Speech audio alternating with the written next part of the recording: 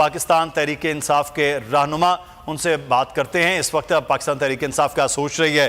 بہت شکریہ کیسر صاحب آپ کے وقت کا۔ سر، آپ قومی اسمبلی کے بھی سپیکر رہے، صوبائی اسمبلی کے سپیکر بھی رہ چکے ہیں، تحریک عدم اعتماد کے معاملے پر کیا کر سکتی ہے اس وقت پی ڈی ایم؟ دونوں جو اسمبلیاں اور خاص طور پر بجٹ کی بات ہو رہی ہے کہ بجٹ تک اس معاملے کو لے جایا جائے اور اس کے بعد پھر تحلیل کر دی جائے۔ یہ تو آپ کو پتہ ہے کہ یہ کوشش کر رہے ہیں کہ کسی طریقے سے ہمیں ڈرائے۔ یہ صرف یہ اس کو پتہ ہے کہ یہ نہیں کر سکتے، تو یہ مختلف اس کے پریشر ٹیکٹرز ہیں۔ اور میں ایک بات بتاؤں، کیونکہ اس وقت پی ٹی آئی پورے ملک پر خصوصاً پنجاب میں بہت پاپولر پارٹی بن چکی ہے، تو کوئی ایم پی اے ابھی یہ کوشش نہیں کرے گا کہ وہ پی ٹی آئی کو چھوڑے، کیونکہ پی ٹی آئی کا ٹکٹ جو ہے نا وہ کنفرم سیٹ ہے۔ تو یہ صرف ایک پریشرائز ٹیکٹرز کر رہے ہیں، ان کے پاس کوئی وہ نہیں ہے۔ اس کا خیال یہ ہے کہ اس ذریعے سے یہ پی ٹی آئی کے جو ایم پی ایز ہے اس کے اندر خوف پیدا کریں گے، یا جو ہے نا ایک وہ پی ٹی آئی کی لیڈرشپ کو پریشر ڈالیں گے۔ اس کے غلط فہمی ہے۔ ہم نے تو خود ہی اسمبلی ڈیزالو کر دی ہے، ان کو کیا ضرورت پڑی ہے؟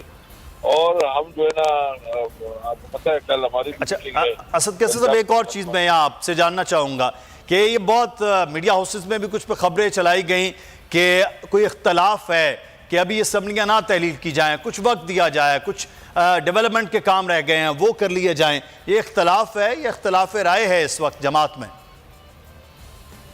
نہیں، اختلاف تو کوئی نہیں ہے، تو خان صاحب کہیں وہی ہوگا۔ صحیح، صرف اتنا ہے کہ ہم نے اپنے کارڈز کا پلے کر دیں۔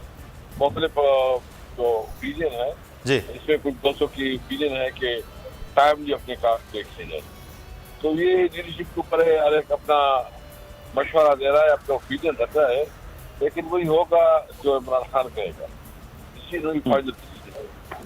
تو یہ صرف اس کی مشاورت ہے، اور اس کو مختلف لوگ جو ہے نا مختلف تجاویز دے رہے ہیں، ان کی مشاورت کو قدر کی نگاہ سے دیکھا جائے گا، لیکن بنیادی مقصد یہ ہے کہ ہم نے ایک ایسے جائز رجیم کو چھوٹی حکومت کو جو ہے نا کر بھیجنا ہے۔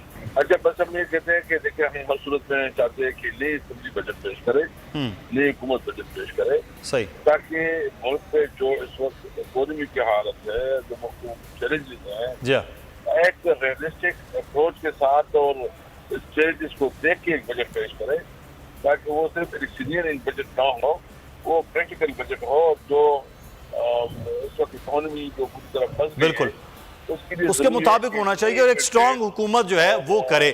لیکن اسد کیسر صاحب، ایک اور چیز ہے، خبریں آ رہی ہے کہ بیک ڈور کے لیے اب حکومت پاکستان تحریک انصاف کے ساتھ رابطے کری، تو بیک ڈور رابطوں کا کوئی آغاز ہو گیا، کوئی ہو رہے ہیں سر؟ کوئی رابطہ نہیں ہے، کوئی کانٹیکٹ نہیں ہے، اور اس وقت کوئی رابطہ نہیں ہے۔